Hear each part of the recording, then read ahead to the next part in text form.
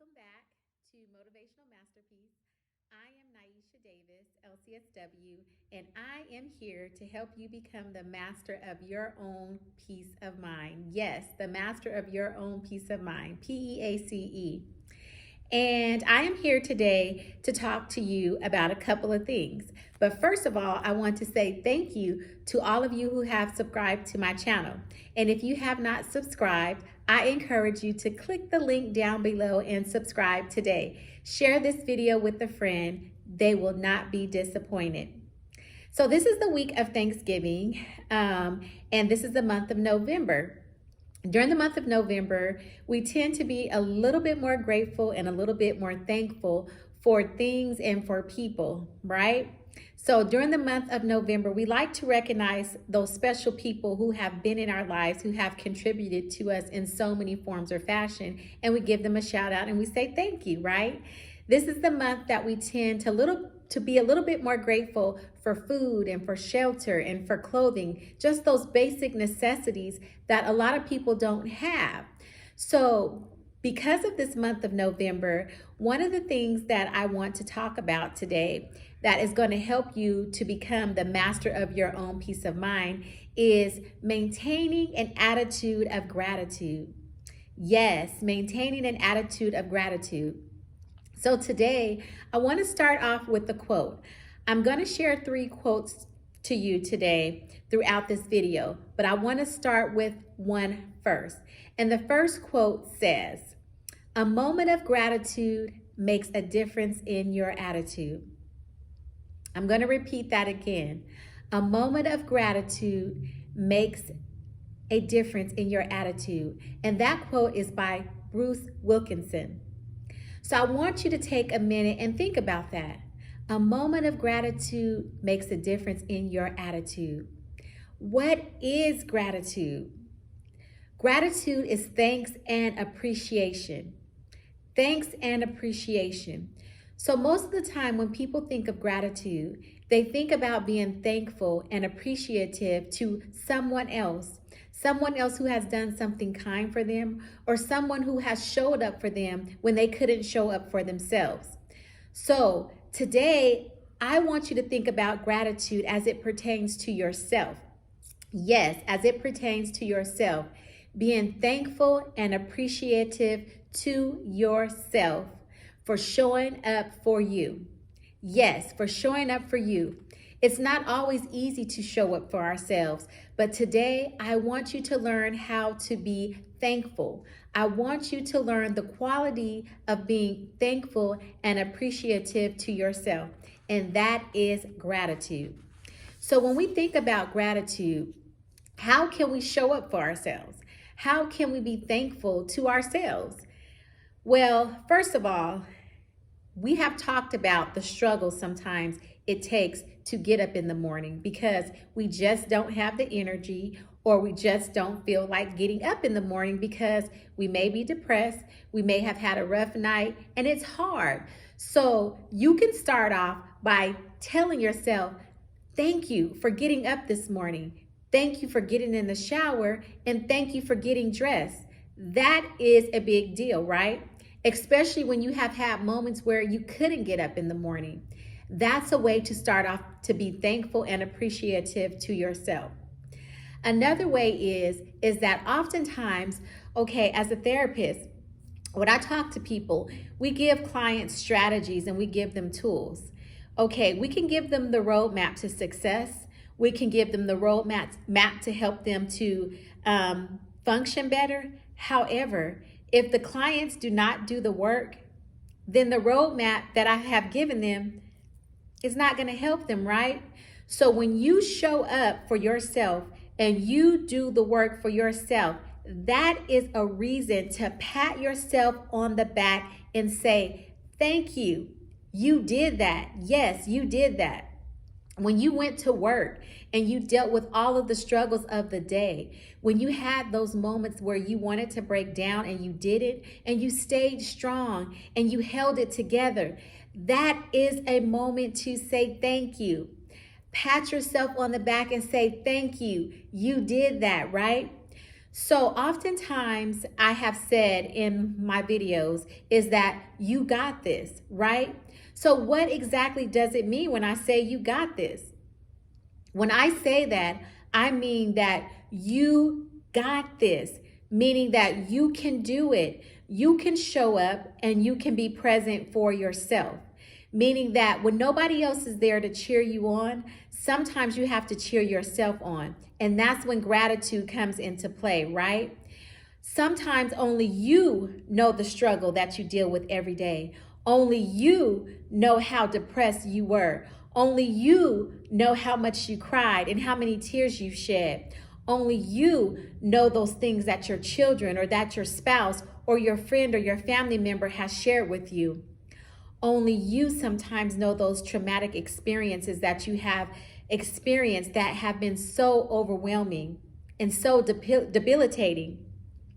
So with that being said, those are the moments that you have to show gratitude to yourself.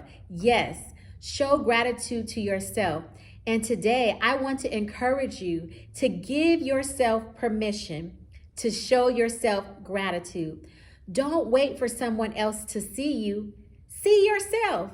Even if you have to talk to yourself and say, okay, I see you. You did that. Yes. Tell yourself that you did it. Appreciate yourself for doing it because you did the work. Nobody else did it for you. You did the work. Again, when you are going through something in life and you talk to your friends or family, or even if you have a therapist and you talk to your therapist about something that you're going through, everybody else can offer you words of encouragement. They can give you tools and strategies to help you, but you have to do the work. Bottom line, you have to do the work. I can't do the work for you, and nobody else can do the work for you. So even as we're on this journey together, becoming the masters of our own peace of mind, we are the ones who have to do the work. You have to do the work to get to a place where you become the master of your own peace of mind. Because again, you are in control of you. We can't control what everybody else does. We can control how we respond to what people do to us. We can control if we will allow people to disturb our peace or if we will allow ourselves to process through that and maintain peace. So again, you are in control of your gratitude towards yourself. Give yourself permission to thank yourself and appreciate yourself for the work that you are doing. This is a time and a season where we are making changes in our lives. Sometimes transitions happen, and transitions are a little bit different than just making a change. A transition is basically shifting from one place to the next. That could be leaving a relationship. That can be ending a friendship. That can be changing jobs, but transitioning from one field to a new field. That can be starting school from where maybe you haven't attended for 5 years. Transitions, moving from one place to the next. And sometimes in transitions, there's a lot of fear of the unknown because we don't know what to expect. But when you make that decision to transition, even when it's hard, even when you don't have the complete directions as to what to do and how you're going to do it, appreciate yourself. Show yourself gratitude for taking that big step, because I know it wasn't easy, but you did that. Yes, you did that. So pat yourself on the back and tell yourself, thank you. Thank you for making that step when it was scary. Thank you for making that step when it was hard. Thank you for doing it and trusting yourself even when nobody else had faith in you. Thank you, self, for doing that, right? Yes, so maintaining the attitude of gratitude.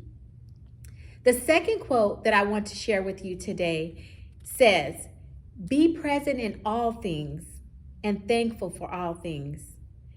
Be present in all things and thankful for all things. And that's by the late Maya Angelou. Be present. in all things. Everything that you do, be present and be thankful. It's hard sometimes to show up. I know it. I get it. It's hard sometimes to show up for yourself. We can't show up for anybody else unless we can show up for ourselves first, right? So in order to show up for ourselves, we have to be present in the moment. We have to be present in what's going on within ourselves. Be present with how you are feeling for that day. Be present with how a situation made you feel. Because in order to have gratitude, you have to be present first and then be grateful.